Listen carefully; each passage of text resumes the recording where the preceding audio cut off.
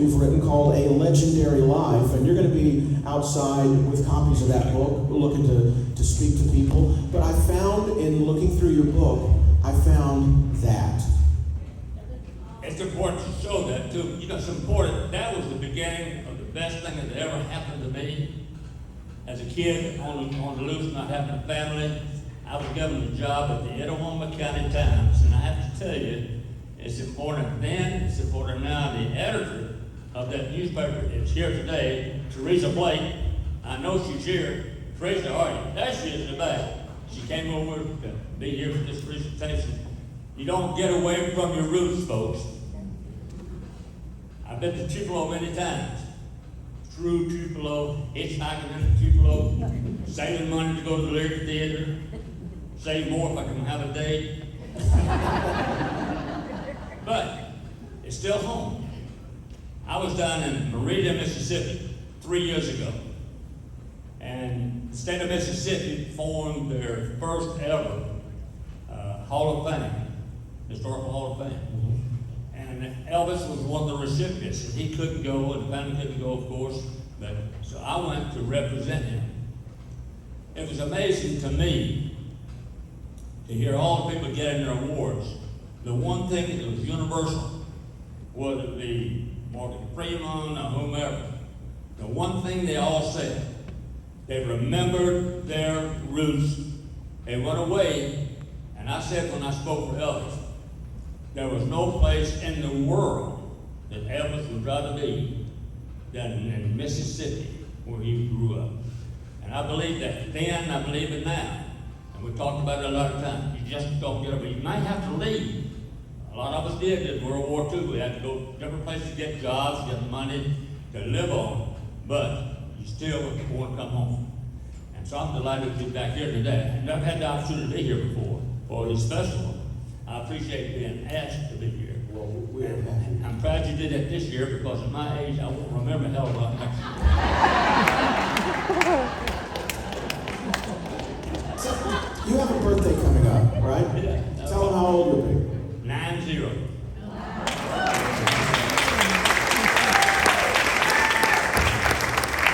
69 years ago, last week, Elvis graduated from high school, and my wife was in that class. And she's been dead now 6 years. But I'll use her as a gauge. When Elvis, just before he died, we met in the hallway of the theater, see a movie at 12 o'clock, 1 o'clock at night. It was dark, pretty much like that. We walked in, Elvis walked to the back. He greeted us. No words were spoken. It didn't need to be spoken. We could tell there was drama in this meeting. There was drama because we knew he was not well. And we hugged each other, as we had done on many occasions. But we hugged each other, and my wife said to him motherly, Elvis, you've got to take good care of yourself. And he said, I know. And with that, there were tears. Not sobbing, just tears. Because we all felt things bad were happening. And so I'll never forget that time, because she was insightful. She's a nurse, she could tell he just wasn't doing well. She knew him at that time of his life before it all happened, so she knew the real person behind Yes. whatever was that we were seeing. The name of your book is so perfect, A Legendary Life. You've kept such incredible records from the things that you've done in your life as an official. And one of your first jobs, one of the youngest sheriffs ever in the state of Tennessee. You were sheriff in Shelby County, and you were sheriff when this gentleman came to town that's on the right there smoking a cigar with an idea to build a children's hospital in your city of Memphis. And you're over there on the left at the end of the table. Just for a second, tell me about, we think of Elvis when we think of Memphis, but also there's a big part of Memphis that St. Jude could have been anywhere, and Danny brought it to Memphis. I'll tell you, it's important that we talk about St. Jude because as a young JC,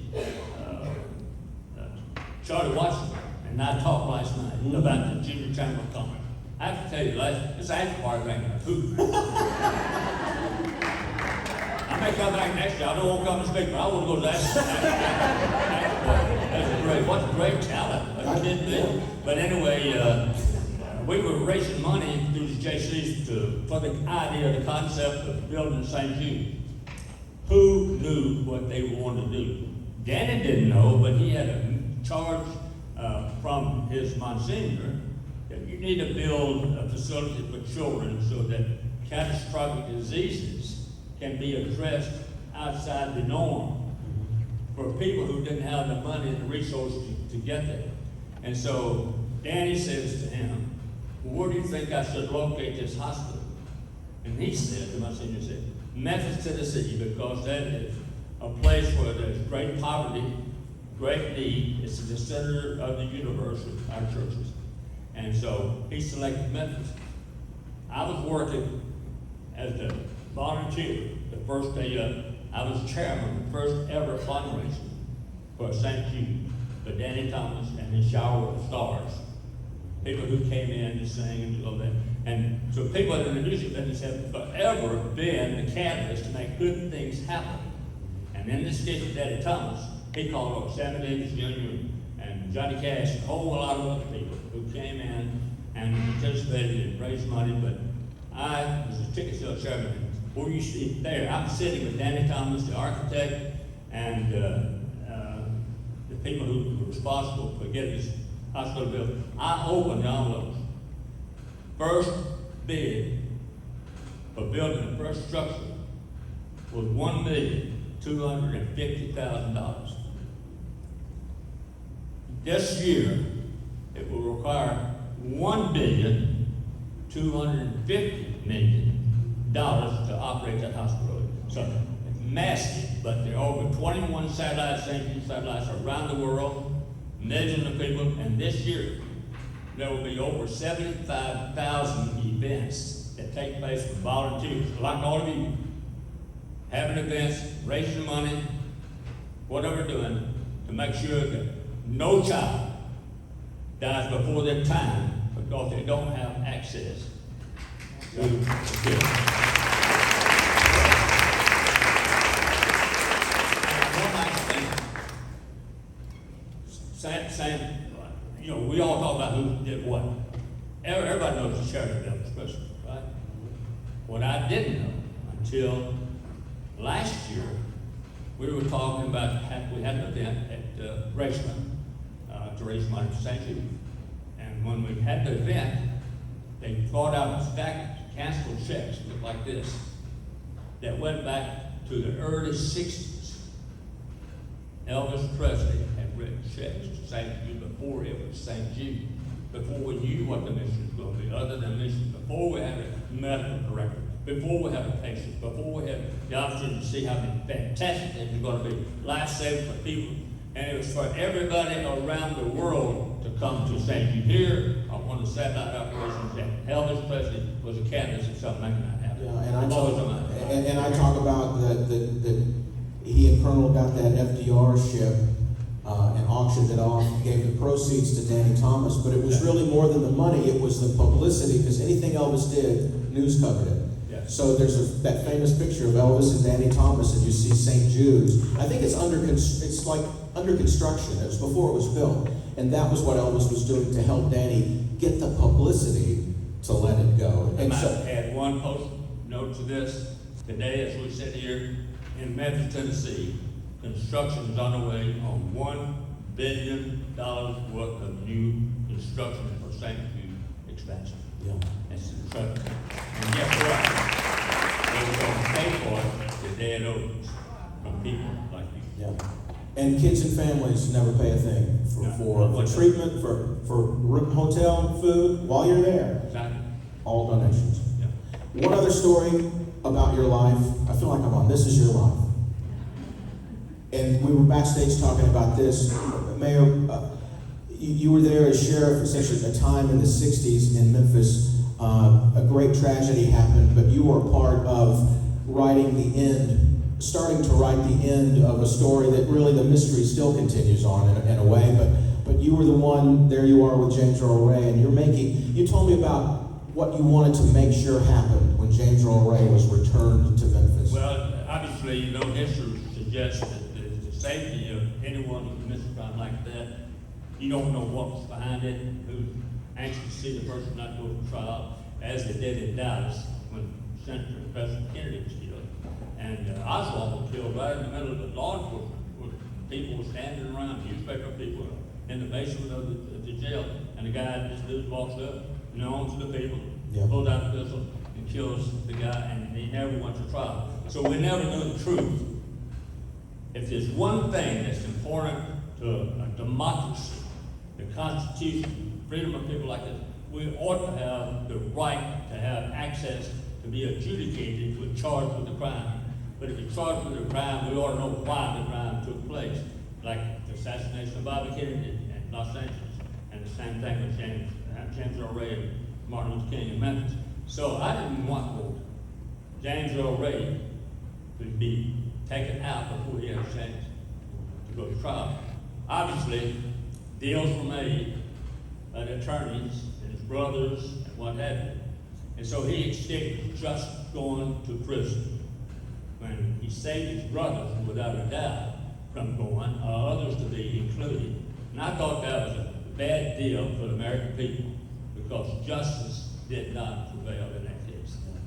I wanted to bring up these issues with your life in Fulton and with St. Jude and with James Earl Ray to make a point to everybody that your career was existing in Memphis in law enforcement on a track that Elvis would have been aware of who you were, obviously from knowing you through your wife, but you were forging a career in that city before you became mayor in law enforcement, and Elvis had an incredible love and respect for law enforcement. There's no question about it. As a matter of fact, I'm sure people are aware of this. He contributed money all over the country. He set up a drug abuse program in Denver, Colorado, and he's making contributions all over to law enforcement. And beyond that, he respected law enforcement. So he says one day, "Look, I want to go meet the director of the FBI." I said, "Why?" He said, "Well, I want my guys to see this guy." And I said, "Well, okay, let's see if I can work it out." So I make the call, and we were invited to come to bring Elvis and his guys to Washington to see James Hoover. And while we were going there, I was a member of the board of directors of the National Sheriff's Association. And I said to Elvis, "How would you like to have all of these guys deputized with the National Sheriff's Association?" He said, "Man, that'd be great." So we walked into the office. Can you imagine this? Out of the blue, unannounced, an office of 25 or 30 ladies in there. And you would think lightning just struck. And that's that way everywhere I went with it. It's like lightning struck. We walked in, and sure enough, it took an hour to get things calmed down, but he had every one of his guys raise their hand, swear on the oath, obey the laws of the United States of America, da, da, da, da, da. I said, "Elvis, you know what you're doing? Don't make a liar out of these guys." So anyway, they all got signed up, and he bought a bond for them, and they were legally constituted law enforcement people by the United States Sheriff's Department. He loved law enforcement. I'll tell you what he was concerned about. When Martin Luther King was killed in Memphis, Tennessee, he had never spoken once about law enforcement disorder. But he was so concerned, he did not know what the reverberations were going to be as a result of Dr. King being killed. Well, neither did I, neither did anybody else. But we talked for hours and hours over a period of time about the responsibility of citizens. He did not want to get involved. He never spoke out. He never got involved in partisan politics. And he said, "I make music." Thank God for that, because that had played a bigger role in bringing the world together than any of the policies and cultural events that anybody else could ever take. But he was concerned, and so make no mistake about it, he was a law and order guy. I will say this because I want everybody to know my perception. He loved God. He loved America. He respected women. mothers, children. He respected the people who couldn't afford to do things for themselves, including buying glasses for people who couldn't afford them, who bought assistance for people for whatever their needs were that we take for granted, like the Lions Club. You know, we were going out buying glasses for people. He was there on the front and he kept up with it. So it was one of the greatest rewards I ever had was getting to know and being part of Elvis Presley's life. And I think the world is better because of it.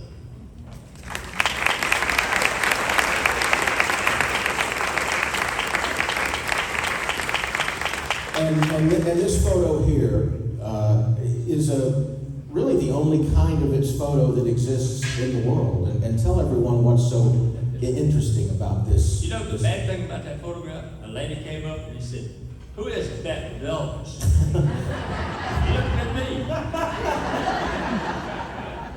I said, "Ma'am, I'm not offended, but that's me." So we do change a little bit over a period of time. But we were at the George Lyons wedding in Las Vegas and clowning around and Elvis, which we did all a lot of time at home. I'm a great gospel guy. I love gospel music. As a matter of fact, we sang that on that particular day. He sang and I mumbled to "How Great Thou Art." And when my wife died, that was her favorite song, my favorite song. And when she died, Elvis sang the best of the 6 renditions of his "How Great Thou Art." And I have to tell you, it's a wonderful song. But all over the world, people are using Elvis Presley songs at funerals. Yeah. Tell me that doesn't mean something. He communicates through his music. He shows heart and passion. He adds Jesus and God into his rhetoric. Great ministry, folks, when you do that. Thank God for Elvis Presley. And Elvis didn't do a lot of duets with people, so there aren't a lot of photographs with Elvis singing with anyone. But this photograph, that's what you guys are doing. This is Elvis singing with what we would call a non-professional singer. There is no other photograph that I know of, Google and otherwise, of him singing with somebody else. So that's important to me, that I think people know he did take the time to do that. And I have that photograph available. Years for a few bucks. And you talk But about, it'd be rare, right? and I'll tell you, when growing up in Tupelo and reading the commercial appeal of the Memphis Press Senator and seeing your name as sheriff and then became mayor of Shelby County and for a number of years, and I've been one of those many people that have taken your parkway before the Bill Morris Parkway up there. But growing up in the 70s, I so wanted to be a member of that group right there. I was a teenager and I would see that picture and I'd be like, man, if I could only know one of those people in that picture. And I've gotten to meet a few of you, and that group grows smaller. But that's a special group of guys. 3 people left. Yeah. And the list gets shorter and shorter. But I tell you what, they made a statement. Yeah. Because the glue that kept things coming together. Yeah. I was always proud to be a part of that. Well, it's a very special time, and like I said, your book, you read it as an Elvis fan, but it's a book about America. It's about the Mid-South in a changing time in the 60s and 70s, and the things. It was fun to watch Mayor Morris meeting Mayor Jordan, and they were talking they were like mayor talking, like, well, how do you do that? Well, we passed that kind of bill. Oh, well, I need to talk to you about, you were asking him how you're able to, how can you tear down a building? What do you, and they have the blight, they have the group that goes through and looks at buildings. So there was all this mayor talk going on right there. It was amazing. I'll tell you what, we did talk about it. Yeah. Elvis influenced a bunch of it. In Memphis, we were in bad straits after Martin Luther King was assassinated. People moving out of the city, jobs lost, people moving somewhere else. And it was a very, as a matter of fact, I used to say, when I grew up in Edgewater County, we thought about when people die, you have a mourner's bench, right? You all know about mourner's bench? I said, Memphis had the longest mourner's bench in the world, because all we did was sit around and moan and groan about how bad things were, instead of getting off our butts and doing something about it. And that's what Todd and I were talking about. Same thing with Tupelo. You had a large area that needed to have something done. So he got people involved, Tupelo officials got some people involved. We got some people involved in Memphis.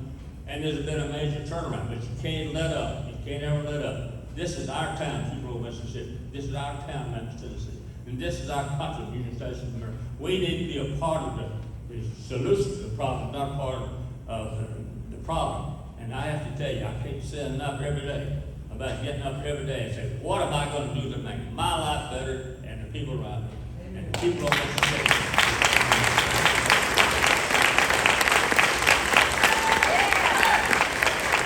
That's why I was a mayor for over 25 years. Mayor, thank you so much for coming down to Tupelo, and I guess I'll see you at the after party tonight. I can't stand for one. My age, I can't stand for one night. I appreciate it very much.